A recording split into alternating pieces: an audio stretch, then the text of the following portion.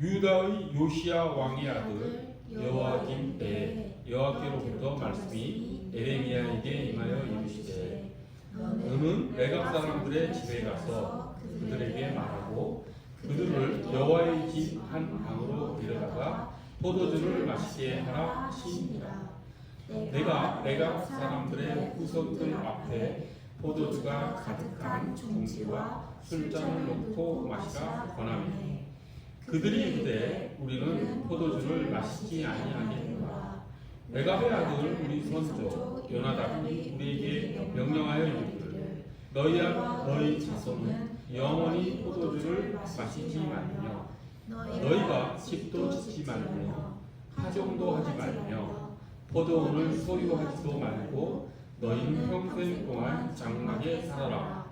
그리하면 너희가 머물러 사는 땅에서 너희 생명이 길리라 하였으므로 우리가 레갑의 아들 우리 선조 요나답이 우리에게 명령한 모든 말을 순종하여 우리와 우리 아내와 자녀가 평생 동안 포도주를 마시지 아니하며 살 집도 짓지 아니하며 포도원이나 밭이나 종자도 가지지 아니하고 장막에 살면서 우리 선조 요나답이 우리에게 명령한 대로 다 지켜 행하였노라. 아멘. 에레미야 선지자가 지금 레갑 가문 사람들을 성전 한 방으로 초대해서 이제 포도주를 이렇게 그들에게 대접하며 어떤 일종의 파티죠. 파티를 이렇게 주관하는 모습인데 이 초대를 받은 레갑 가문 사람들은 그 포도주 마시는 것을 거절합니다. 그렇게 된 이유가 250년 전에 지금으로 그러니까 에레미야 이 포도주를 지금 이 사람들에게 주는 이때로부터 250년 전에 이제 요나답이라고 하는 사람이 이들의 조상이었는데 그 조상이 그 가문 사람들에게 후손들에게 너희는 포도주도 마시지 말고 땅도 갖지 말고 파종도 하지 말고 농사도 짓지 말라는 소리죠.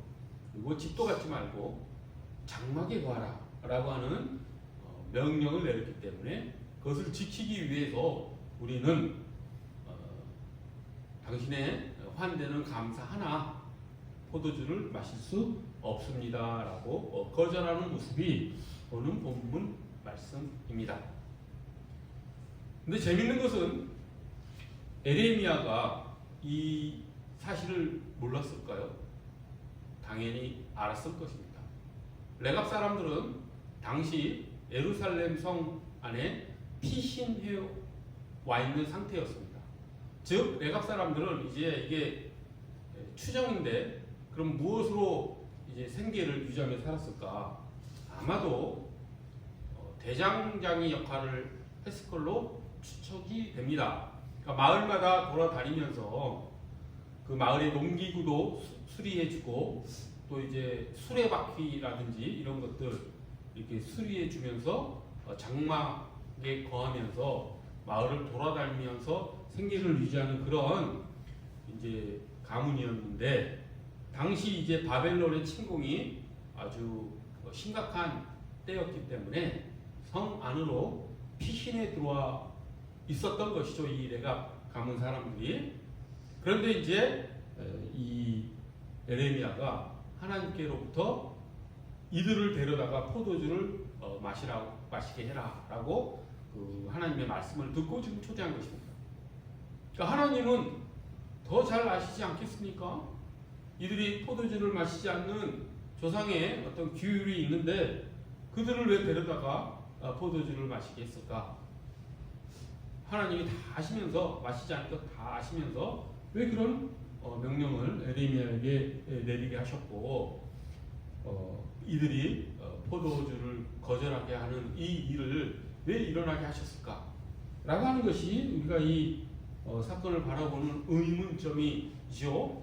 그런 궁금함이 드는 게 이 이야기 속에 내포되어 있습니다. 자, 이것을 우리가 좀 왜 이런 일이 벌어졌는지를 좀 자세히 알기 위해서 먼저 요나답 즉 이들에게 포도주도 마시지 말고 땅도 갖지 말고 장막에 거하라고 명령을 내렸던 그 요나답은 그러면 왜 그런 명령을 내렸는가라고 하는 것부터 좀 살펴볼 필요가 있겠죠. 250년 전에 요나답은 북이스라엘, 그 당시에는 이제 남유다 북이스라엘로 이스라엘이 분열되어 있던 시대였습니다. 그리고 그 요나답은 아합 시대의 이제 신하였죠. 그런데 이제 예후가 드디어 개혁의 칼을 뽑아 듭니다. 이 예후라고 하는 이 인물은 이제 결국 아합은 이제 이미 죽었고 그 이제 후손이 통치하고 있는 북이스라엘 그 왕가를 이제 역성혁명을 통해서 개혁을 하려는 사람이었죠. 그리고 아합의 아내는 당시까지 살아 있었는데 이세벨도 이제 처벌합니다. 이세벨은 결국 이제 성에서 떨어져서 죽게 되죠. 그런 인물이 이제 예후인데 예후는 대단히 복잡한 인물입니다. 하나님으로부터 기름 부음 받아서 즉 엘리사의 제자 중에 한 사람이 예후를 찾아가 하나님으로부터 기름 부음 받아 북이스라엘의 왕으로 임명되고 그로 인해 이제 아합 왕가를 몰아내는 그런 일을 한 사람이죠. 그런데 이 예후는 권력욕이 좀 대단한 사람이었습니다. 철저한 사람이었죠. 그래서 그 아합의 그 왕자들은 항상 반란의 씨앗이 되기 때문에 이렇게 역성혁명을 한 사람들은 어떻습니까? 그 후손들을 다 죽이죠. 우리나라에서도 그런 일이 흔하지 않았습니까?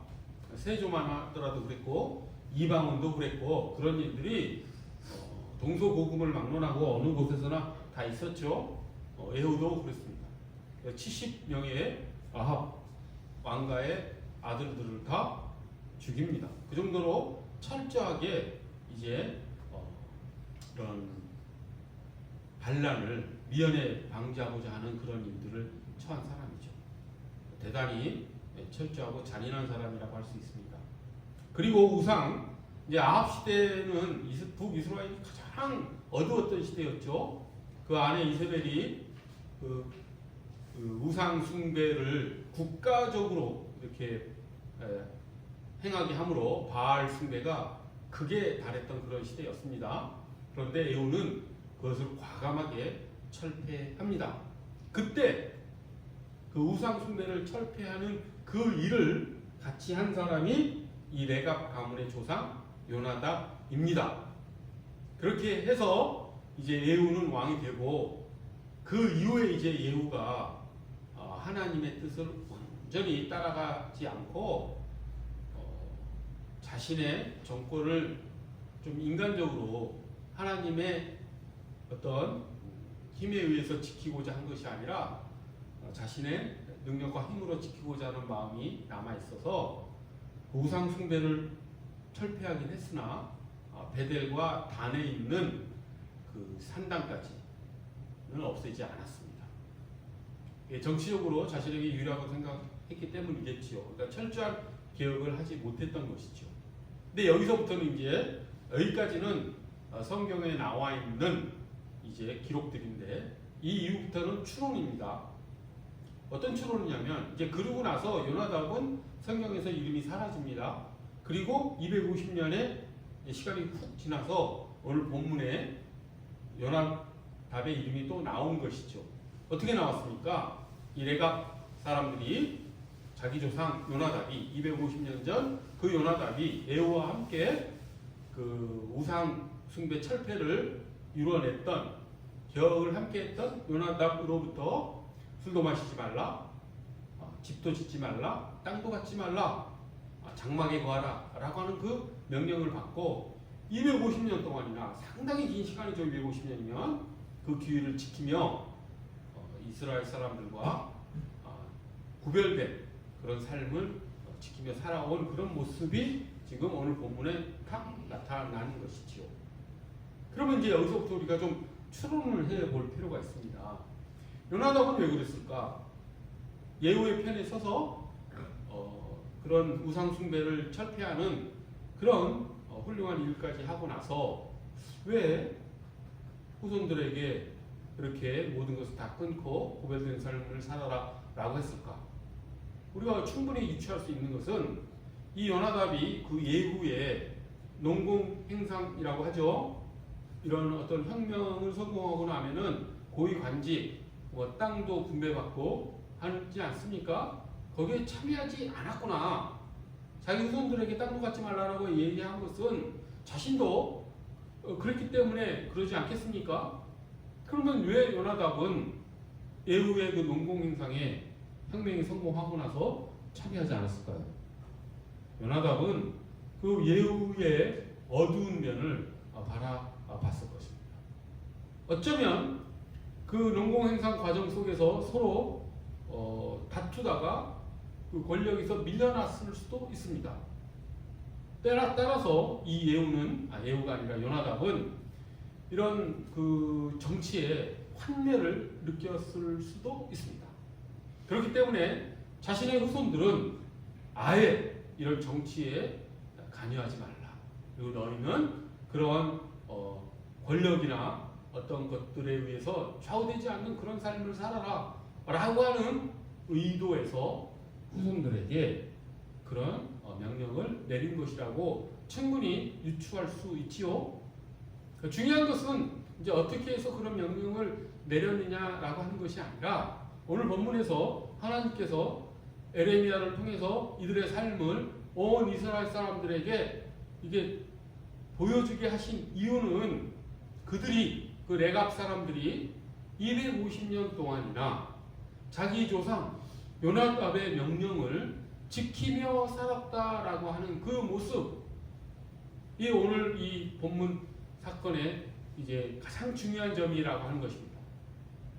이유야 어찌됐건 이 레갑 사람들은 자기 조상의 명령에 순종하며 그것도 250년 동안이나 살아왔다라고 하는 것. 그것이 하나님께서 지금 이스라엘 사람들에게 보여주시고자 하는 그런 모습이었다라고 하는 것을 우리가 집중해야 됩니다. 우리가 이것을 이해하기 위해서는 당시 이스라엘이 남유다지요. 이제 남유다 북이스라엘은 망했고 남유다가 지금 바벨론에 의해서 거의 망해가는 그런 처지에 있었다라는 것을 이해를 해야 됩니다. 이제 당시 국제 정세는 이제 아수르는 쇠하고 바벨론은 떠오르고 애국도 쇠하고 하는 그런 국제 정세 속에 있죠. 남유다의 처지가 주변의 강대국들에 의해서 이렇게 엄청난 위기 속에 있는 그런 모습입니다. 이건 우리나라가 우리 민족이 잘 이해할 수 있는 것은 우리도 어떻습니까? 지금부터 100년 전쯤에 우리도 이런 처지에 있지 않았습니까? 미국, 러시아, 청나라, 일본 이런 강대국들의 어떤 다툼 속에 우리나라의 운명이 결정되지 않았었습니까? 그때 우리가 어떻게 그 외교 관계를 풀어나가고 나라의 독립을 유지할 수 있었는지 참 어려운 일이었겠지요. 당시 남유다도 그런 처지였습니다. 그런데 당시 이제 하나냐를 비롯한 왕에 붙어서 이제 거짓 하나님의 말씀을 전했던 거짓 선지자들은 애굽의 외교 관계를 강화해서 바벨론의 침략을 막아내라는 외교 정책을 쓰라고 얘기하는 그런 중이었습니다. 근데 에레미야는 아니다. 하나님께서 지금 바벨론을 도구로 사용하셔서 이 남유다 너희의 죄악된 삶을 심판하시려 한다.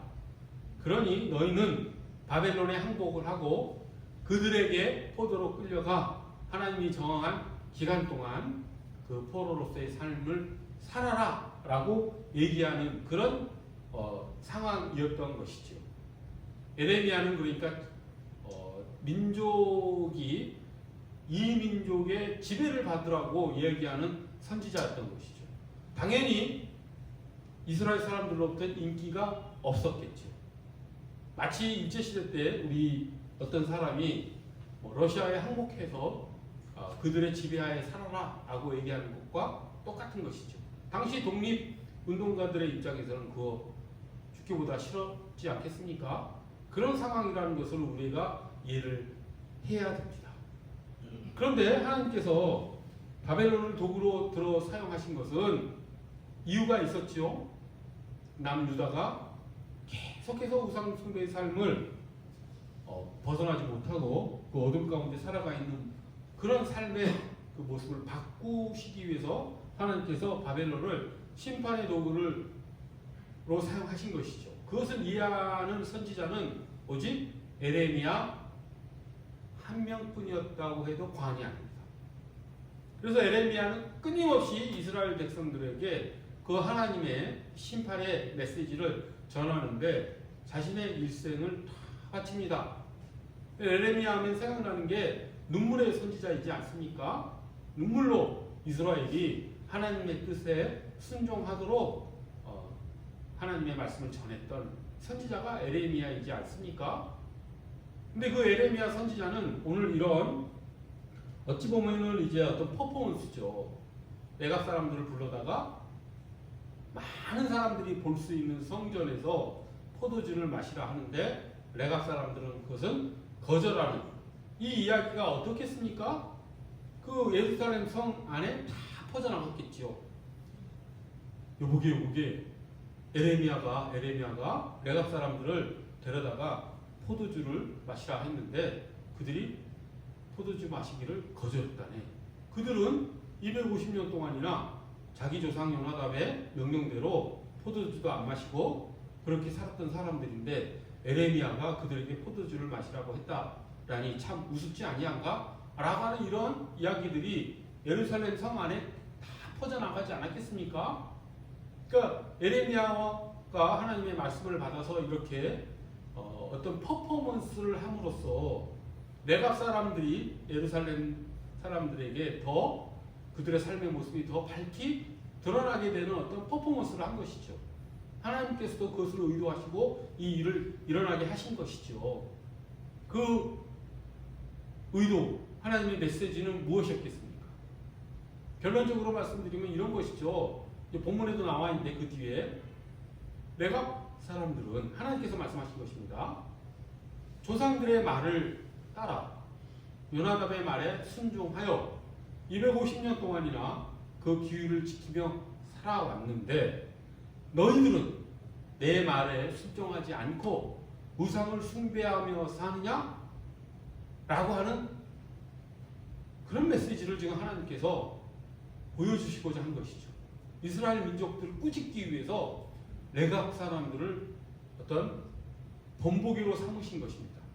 레갑 사람들은 조상의 명령도 이렇게 긴 기간 동안 지키며 살아오는데 너희들은 너희의 창조주요 너희의 아버지 되는 하나님 내 말을 그렇게도 듣지 않고 살아가느냐라고 하는 그 메시지를 주시기 위해서 이 퍼포먼스를 일어나게 한 것이죠. 그것이 오늘 본문의 이야기의 주제의 요지입니다. 그 메시지를 하나님께서 이스라엘 사람들에게 주시기 위해서 이 일을 일어나게 한 것이죠. 당연히 그 메시지는 동일하게 우리에게도 적용이 돼야 되겠지요. 그런데 이제 조금 더 에레미야 선지자의 활동을 살펴보면 에레미야 선지자는 이제 퍼포먼스의 선지자라고 할 수가 있습니다. 사람들이 보기에 이해할 수 없는 행동들을 많이 했던 분이죠.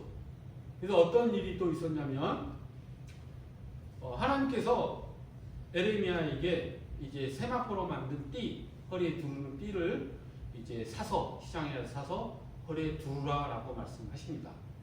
그래서 에레미야가 이제 시장에 가서 세마포로 된 띠를 사다가 허리에 두르고 이제 좀 생활을 합니다. 그런데 또 갑자기 하나님께서 그 세마포를 유브라데 강가에 있는 바위 틈에다가 숨겨두라고 거기에다가 두라고 말씀을 하십니다. 그리고 나서 한참의 세월이 흐르고 나면 그 세마포 띠가 어떻게 되겠습니까?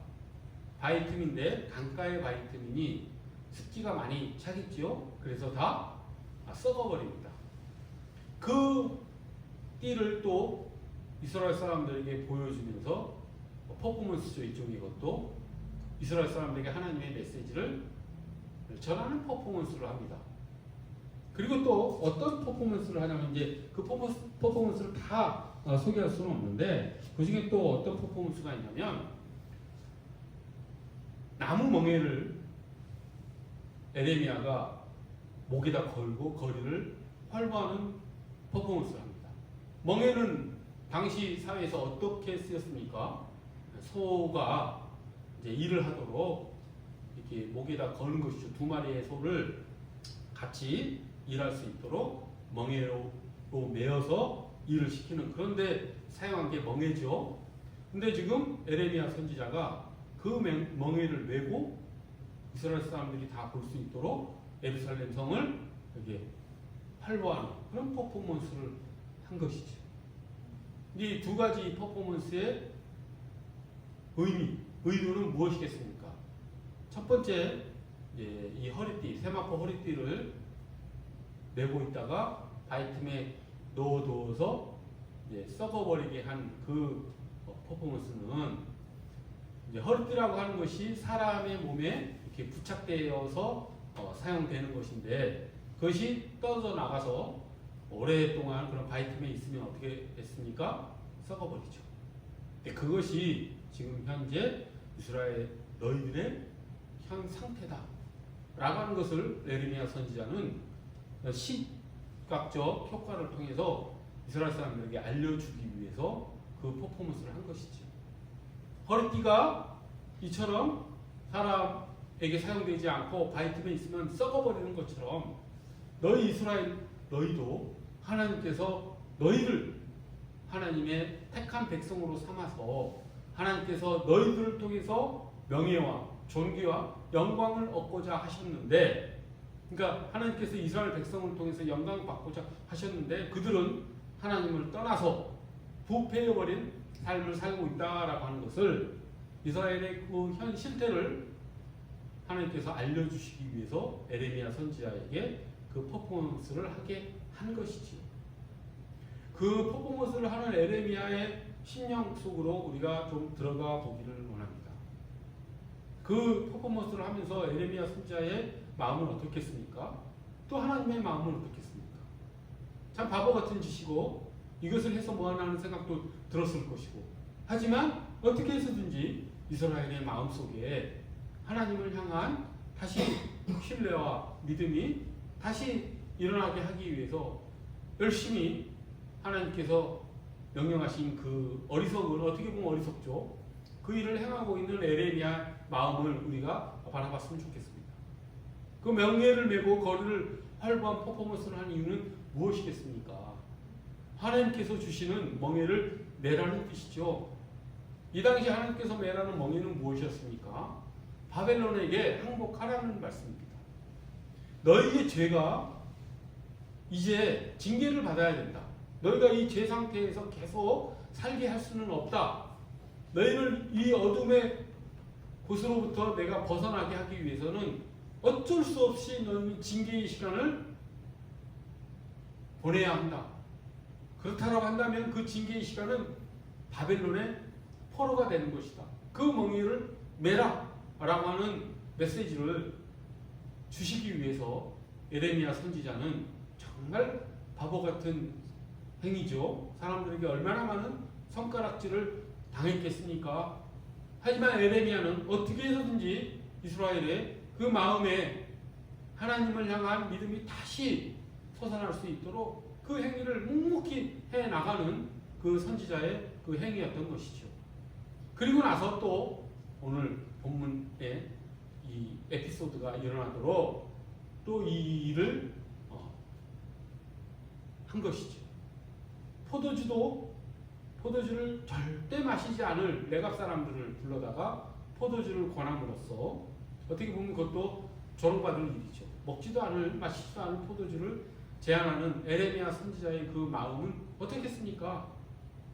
자신은 조롱받는다 하더라도 그를 통해서 하나님의 메시지를 이스라엘에게 전하고 그들에게 좀 더 깊이 각인될 수 있도록 말로만 선포하는 것이 아니라 행위를 통해서 이스라엘 사람들에게 하나님의 메시지를 전하기 위해서 이 일을 하는 그 에레미야의 심정이 우리에게 어떻게 전해지지 않습니까? 그 마음이 하나님의 마음을 담아 이스라엘 백성들에게 전하는 그 마음, 안타까운 마음이 우리에게 전해지기를 원합니다. 레갑 사람들이 250여 동안이나 조상의 말씀에 순종하면서 살았던 그 모습처럼 우리도 하나님의 말씀에 순종하면서 살아가기를 하나님께서는 원하셨기 때문에 이 사건이 일어나게 한 것이죠. 그렇게 레갑 사람들은 어둠 속에 살고 있는 이스라엘 사람들의 본보기로서의 역할을 한 것이라고 할 수가 있습니다. 우리가 바라봐야 될 그 레갑 사람은 누구이겠습니까? 그것은 당연히 예수 그리스도이십니다. 예수 그리스도는 하나님 아버지의 아들이시면서 천상의 존귀와 영광을 누리시는 분이었음에도 불구하고 하나님의 말씀에 순종하여 십자가의 멍에를 지신 분이지요. 그것이 우리의 모델이 되기를 원합니다. 본보기가 되기를 원합니다. 예수 그리스도처럼 우리도 하나님 아버지의 말씀에 순종하는 삶을 살기를 원합니다. 레갑 사람들은 이처럼 예수님의 하나님을 향한 순종의 그 본보기로서의 역할도 했다라는 것 우리가 잊지 않았으면 좋겠습니다. 물론 레갑 사람들처럼 사는 것이 대단히 위험할 수 있습니다. 어떤 규율을 정해놓고 세상 사람들과 구별되어서 이렇게 살아가는 모습은 자칫하면 독선과 교만 그리고 배타성으로 흐를 위험이 있지요. 하나님이 그런 것을 모르시지 않습니다. 하지만 하나님의 크신 은혜로 레갑 사람들이 그런 위험 속에 빠지지 않고 하나님의 말씀 속에서 경건하게 사는 삶을 살았다라고 하는 것 우리도 그렇게 살아가기를 원합니다. 우리가 거룩하고 경건한 삶을 레갑 사람들을 본보기로 삼아서 살아가되 그것이 우리의 독성과 우리 교만에 빠지지 않도록 오직 하나님의 말씀에 따라 순종하는 삶으로 나아가는 우리 모두가 되기를 간절히 소원합니다.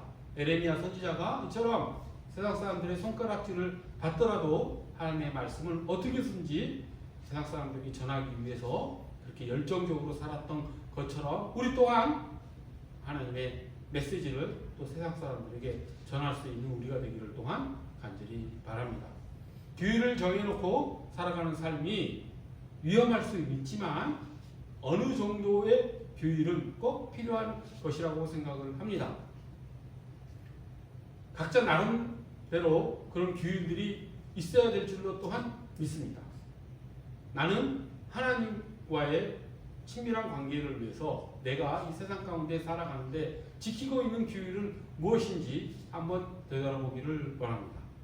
나는 하나님께서 우리에게 주신 말씀을 실천하기 위해서 그 말씀대로 살기 위해서 내가 지키고 있는 경건하게 살기 위해서 거룩하게 살기 위해서 지키고 있는 그 거룩한 삶은 무엇인가 라고 하는 것도 되돌아보고 만약에 그런 것이 희미했다면 다시 그런 경건한 삶으로 우리가 돌아갈 수 있도록 만약에 그런 거룩한 삶이 없었다라고 한다면 특별한 것이 없었다라고 한다면 그것을 한번 세워보고 하나님과의 관계 속에서 거룩한 규율을 세워보고 그것을 레갑 사람들처럼 지켜나가는 그런 신앙인의 모습을 또한 우리가 지켜나가기를 또한 간절히 바랍니다. 하나님께서 이런 우스워 보이는 사건을 통해서도 우리에게 주시고자 하는 그 메시지를 우리가 마음으로 꼭 받아 우리 삶에 적용해 나가기를 간절히 바랍니다. 기도하겠습니다. 거룩하고 자비로우신 하나님 아버지, 레갑 사람들은 자신들의 조상의 명령에 따라 그 긴 시간을 규율을 지키며 순종하며 살았습니다.